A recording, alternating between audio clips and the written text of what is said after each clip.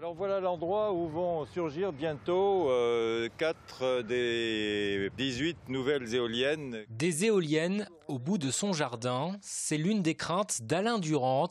Il est le propriétaire depuis 26 ans du logis de Chaligny. 4 éoliennes pourraient être installées à 1 km de ce site, classé monument historique. Nous avons fait des travaux colossaux depuis 25 ans.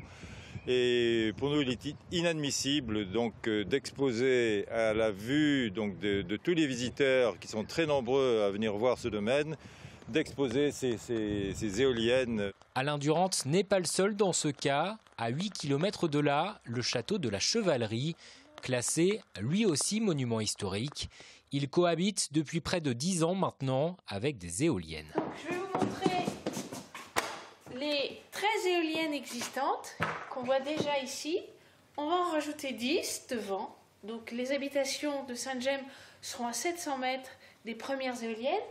Et juste derrière la maison, mais en fait qui est en face du jardin, on va en rajouter 8.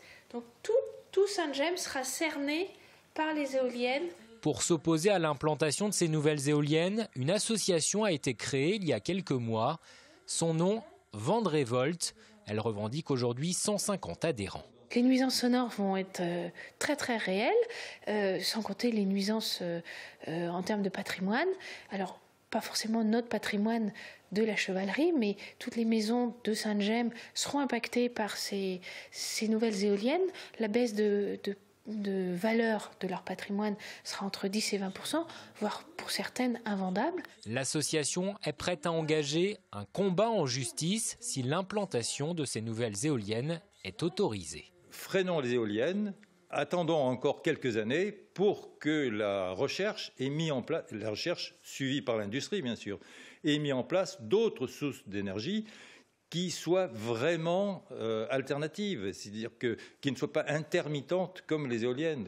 L'éolienne ne tourne qu'à 20% du temps. Un message que ces deux propriétaires iront porter ce samedi